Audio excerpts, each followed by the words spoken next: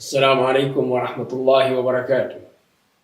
بسم اللہ الرحمن الرحیم، الحمد للہ رب العالمین، والصلاة والسلام علی سید المرسلین وعلی آلہ وصحبہ اجمعین۔ آج ہم اپنا یہ پروگرام شروع کر رہے ہیں جس کا عنوان ہے ندائے ربانی۔ اس نداءات ربانیہ میں ہم وہ آیات پڑھیں گے، ان کا مطالعہ کریں گے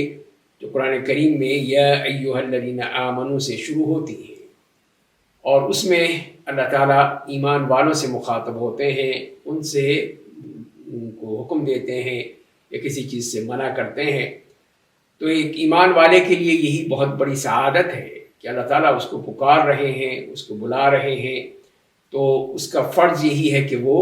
جو بھی اللہ کا حکم ہے اس کو قبول کرے، اور جو اللہ نے جس سے منع کیا ہے اس سے رک جائے۔ تو قرآن کریم میں یہ 89 آیات ہیں جو کہ یا ایھا الذین آمنوا سے شروع ہوتی ہیں، یعنی 89 آیات ہیں، جو اس سے معلوم یہ ہوا کہ یہ وہ احکام ہیں جو براہ راست اللہ تعالیٰ نے مخاطب کیے ہیں ایمان والوں سے، اور ان سے مطالبہ کیا ہے کہ وہ ان کو پوری طرح پڑھیں، سمجھیں اور فکر کریں اور عمل کریں۔ اس لیے کہ کتاب عمل کے لیے آئی ہے، صرف کوئی تبرک کے لیے تو نہیں آئی، بلکہ یہ عمل کے لیے ہے۔ اور جیسے کہ سیدنا عبداللہ ابن مسعود رضی اللہ تعالیٰ عنہ فرماتے ہیں کہ جب تم یہ پڑھتے ہو قرآن کریم میں کہ یا ایھا الذین آمنوا، تو پھر غور کرو، توجہ کرو، پھر دیکھو کہ اللہ تعالیٰ تمہیں کیا کہہ رہے ہیں۔ یقیناً کوئی حکم ہوگا جس پہ تم نے عمل کرنا ہے،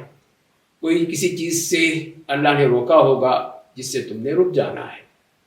تو لہذا یہی وہ نداءات ربانی ہیں جنہیں ہمیں جس میں پکارا جا رہا ہے اور ہم سے کچھ مطالبہ کیا جا رہا ہے۔ تو آئیے آج ہم پہلی آیت سے شروع کرتے ہیں۔ تو قرآن کریم میں یہ سب سے پہلی آیت آتی ہے کہ جس میں یا ایھا الذین آمنوا کہہ کے ہم سے مخاطب کیا گیا ہے، وہ ہے سورہ بقرہ کی آیت نمبر 104،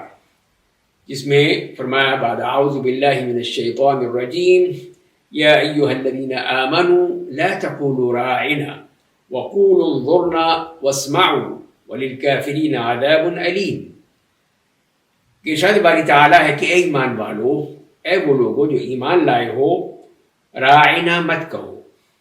اور انظرنا کہو اور سنو، اور کافروں کے لیے دردناک عذاب ہے۔ تو اس آیت میں جو ہمیں نبی کریم صلی اللہ علیہ وسلم سے گفتگو کرنے کا سلیقہ سکھایا گیا ہے، ادب سکھایا گیا ہے کہ ہم نے کیسے بات کرنی ہے، اور اس آیت کے پس منظر میں یہ معاملہ ہے کہ یہودیوں کو یہی کوشش رہتی تھی کہ وہ نبی کریم صلی اللہ علیہ وسلم کو کسی طرح تکلیف دے یا مسلمانوں کو تکلیف ہو، اذیت پہنچے، تو وہ اپنے کسی بھی معاملے میں جب آپ سے کہتے تھے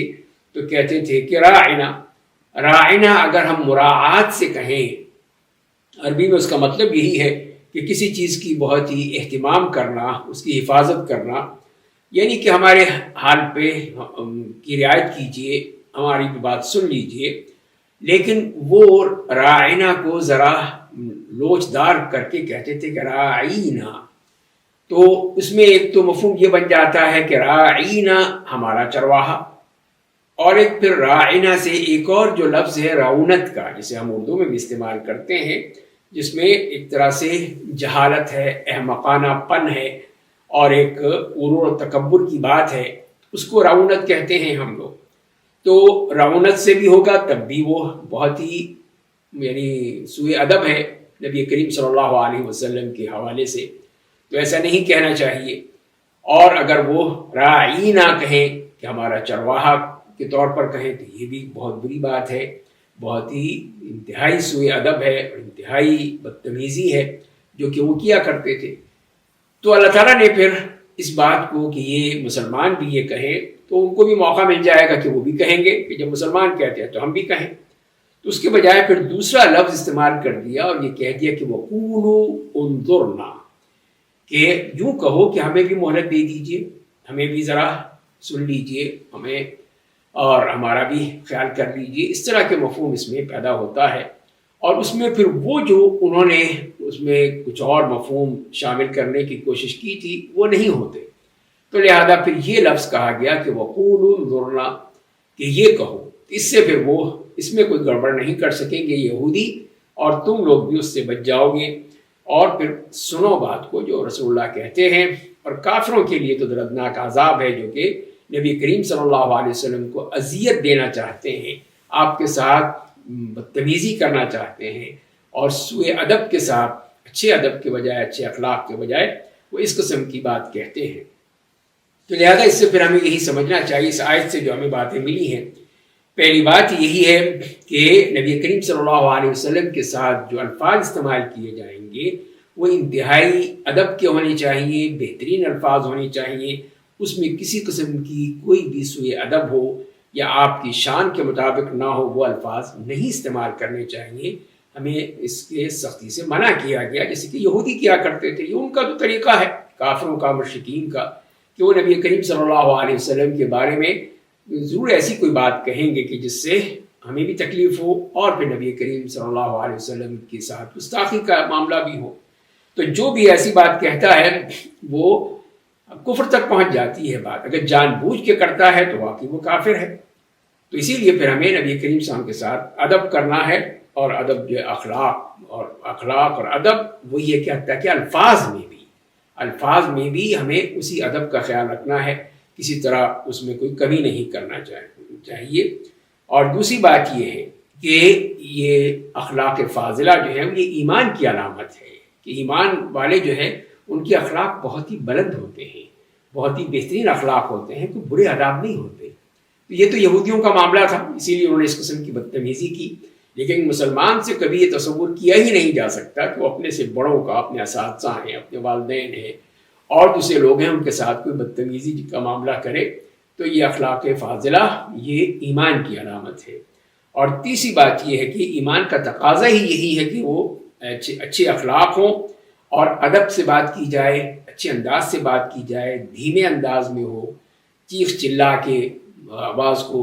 بلند کر کے ایسا نہیں کرنا چاہیے، یہ پسند نہیں ہے، اللہ نے بھی اس سے منع کیا ہے۔ اور دوسری بات یہ ہے کہ اگر کسی چیز سے منع کیا گیا ہے تو اس کے بدلے میں جو مباح چیز ہے، جو جائز چیز ہے، اس کو استعمال کر لینا چاہیے۔ اس سے پھر یہ ہوگا کہ وہ جو جس میں برائی ہے وہ چیز ختم ہو جائے گی، اچھائی والی چیز آ جائے گی۔ اور پھر نبی کریم صلی اللہ علیہ وسلم کی بات کو سنو، جو آپ کہہ رہے ہیں اس پہ پوری طرح کان دھرو اور عمل کرو۔ اسی لیے کہا واسمعوا، اور سنو جو بات کہہ رہے ہیں، تم اپنی بات کو مت ان پہ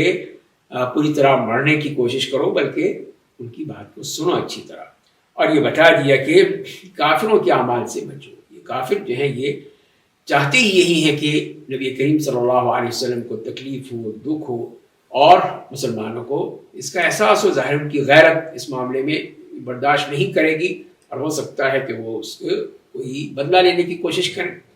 تو یہی چیز ہے کہ اس سے پھر ہمیں بتا دیا ہے کہ اللہ کے ہاں ان کے لیے دردناک عذاب ہے، اللہ تعالیٰ ان کو معاف نہیں کرے گا جو اس قسم کی حرکتیں کرتے ہیں۔ اور اسی طرح پھر یہی ہے کہ ادب میں یہ چیز بھی شامل ہے کہ جو اچھے الفاظ ہیں ان کو استعمال کیا جائے، جو برے الفاظ ہیں یا جو ہے کہ نبی کریم صلی اللہ علیہ وسلم کی شان کے لائق نہیں ہیں ان کو استعمال نہیں کرنا چاہیے۔ اس پر ہم یہ کہہ سکتے ہیں کہ جیسے کہ عموماً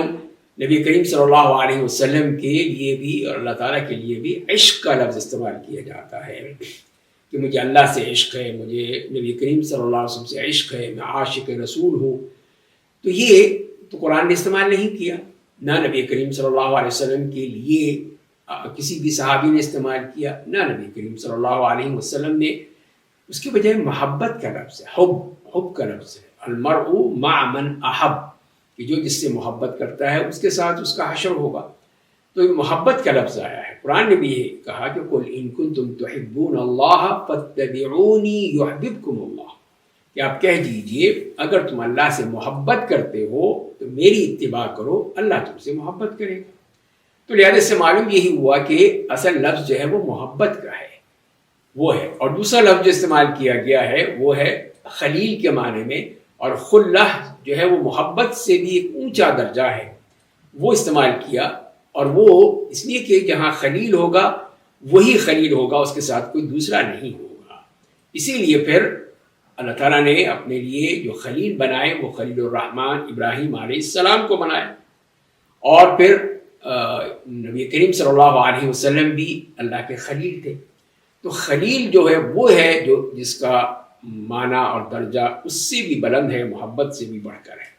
لہٰذا اس سے معلوم یہ ہوا کہ عشق کا معاملہ جو ہے وہ کہیں پہ بھی نہیں آیا، نہ کہ قرآن کریم میں یہ لفظ آتا ہے اور نہ ہی وہ احادیث میں آیا ہے، نہ صحابہ کرام نے استعمال کیا ہے۔ عربی لغت میں ہوگا اس کا معنی تو وہ کچھ اور مفہوم میں آ جاتا ہے جو کہ زیب نہیں دیتا کہ جو ہم اللہ کے لیے استعمال کریں، اللہ کے رسول کے لیے استعمال کریں۔ تو لہذا پھر ہمیں یہی سوچنا ہوگا کہ یہ نہیں کہ سنی سنائی باتوں پہ ہی ہم چل پڑیں، بلکہ ان باتوں کو لینا چاہیے جو کہ اللہ کے زیبا ہیں اور جو اللہ کے رسول کو زیب دیتی ہیں یا ان کی شان کے مطابق ہیں، وہ ہم استعمال کریں۔ ایسے لفظ استعمال نہ کریں جو کہ کسی اور کے لیے بھی استعمال ہوتے ہوں، یا یوں کہہ لیجئے کہ اس میں وہ احترام نہیں ہے، وہ ادب نہیں ہے جو کہ اللہ کے لیے ہونا چاہیے، اللہ کے رسول صلی اللہ علیہ وسلم کے لیے ہونا چاہیے۔ اسی لیے کہ نبی کریم صلی اللہ علیہ وسلم کے ادب کے بارے میں جیسے سورہ حجرات میں بھی ہمیں بتا دیا گیا ہے کہ اللہ رسول سے آگے بڑھنے سے منع کیا، رسول اللہ صلی اللہ علیہ وسلم کی آواز سے اپنی آواز کو بلند کرنے سے منع کیا ہے، زور زور سے پکارنے سے منع کیا۔ تو یہ کیا ہے؟ یہی تو وہ ادب ہے جو ہمیں رسول اللہ صلی اللہ علیہ وسلم کی ذات اقدس کے ساتھ ہم نے روا رکھنے ہیں۔ اور دوسری بات یہ بھی ہے اس معاملے میں کہ جو یہ نبی کریم صلی اللہ علیہ وسلم کی زندگی میں یہ آداب روا رکھتے تھے، صحابہ کرام اس کا پورا خیال رکھتے تھے، اور آپ کے بعد بھی اب انہی چیزوں کا خیال رکھا جائے گا۔ جیسے کہ سیدنا عمر ابن خطاب رضی اللہ تعالیٰ عنہ نے جب کہ مدینے میں تھے تو اس وقت آپ نے کچھ لوگوں کو دیکھا کہ ذرا وہ بلند آواز میں مسجد نبوی میں بات کر رہے ہیں، تو انہوں نے ان کو بلایا اور پوچھا کہ تم کہاں سے آئے ہو؟ کہا ہم طائف سے آئے ہیں۔ تو انہوں نے کہا کہ دیکھو اگر تم یہاں مدینے کے ہوتے نا تو پھر میں تمہیں سخت سزا دیتا۔ یہ مسجد نبوی ہے، یہاں پر آواز بھی آہستہ رکھنی چاہیے، پست رکھنی چاہیے۔ بلند آواز میں چیخنا، چلانا، آوازیں دینا یہ اچھی بات نہیں ہے، یہ اللہ تعالیٰ نے اس سے منع فرمایا ہے۔ تو وہ صرف آپ کی زندگی سے ہی نہیں بلکہ بعد میں بھی وہ اسی طرح ہی حکم ہے کہ نبی کریم صلی اللہ علیہ وسلم کی پوری طرح ادب کا خیال رکھا جائے، اور ساتھ ساتھ یہ ہے کہ پھر آپ کی سنت کا خیال رکھا جائے، اس کے مطابق عمل کیا جائے گا تو وہ چیز جو ہے وہی اللہ کو پسند ہے، اور وہی چیز اس کا اجر بھی ملے گا، ثواب بھی ملے گا، اور پھر صحیح معنی میں وہ ایمان کا تقاضا ہے۔ جب یا ایھا الذین آمنوا کہہ کر اس کو مخاطب کیا گیا ہے تو اس کا مطلب یہ ہے کہ وہ ایمان کے وجہ ہی سے اس کو اس طرح پکارا گیا ہے کہ تمہارا ایمان یہی تم سے چاہتا ہے کہ تم نبی کریم صلی اللہ علیہ وسلم کے ساتھ بہترین انداز میں گفتگو کرو، ان کا احترام کرو، ان کا ادب کرو، اور جو وہ تم سے کہتے ہیں اس کے مطابق عمل کرو۔ اسی میں تمہاری دنیا بھی بہتر ہو جائے گی اور آخرت بھی سنور جائے گی۔ اللہ تعالیٰ ہمیں بھی اس بات کی توفیق عطا فرمائے کہ ہم نبی کریم صلی اللہ علیہ وسلم کا ادب مرموز رکھتے ہوئے جو بات بھی کہیں وہ ادب کے ساتھ کہیں، اخلاق کے ساتھ کہیں۔ جب بھی آپ کا نام لیں تو اس کے ساتھ درود پڑھیں، تو اس کے ذریعے سے کتنی ہی ہمیں نیکیاں بھی مل جائیں گی۔ وآخر دعوانا ان الحمد للہ رب العالمین۔